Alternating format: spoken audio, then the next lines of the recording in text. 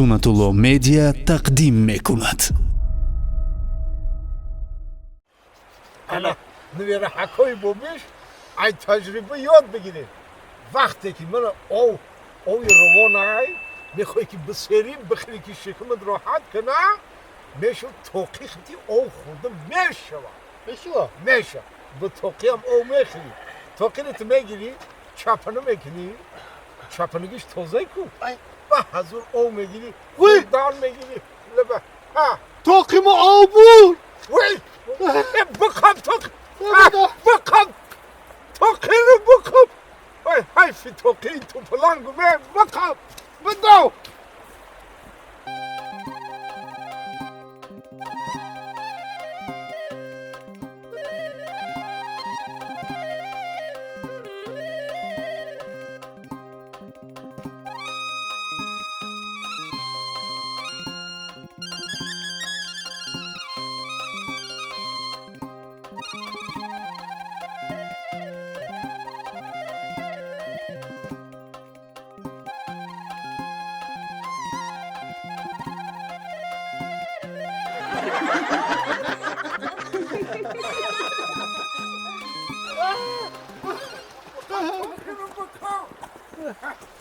پاچهات بالا که درونی آب بدره پاچهات بالا که درونی آب بدره نکه پاپوشیات نرار که پاچهات سنگ میزنه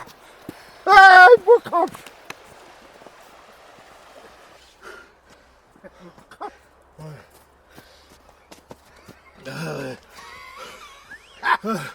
چون نمیدوه نخی یا که تاقی نقفیده برد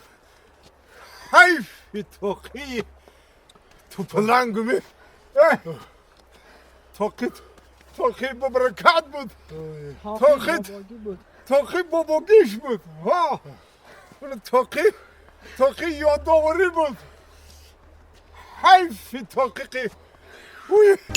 حیفی توقی او بردک شو همین او برد کو خوک از برشا خوک از برشا چوا بیم در سرم کلام بود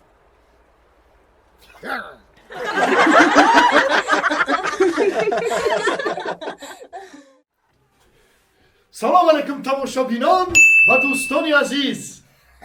صحنه‌های نوبتی ما را از کانال سنت‌الله مدیا تماشا کنید.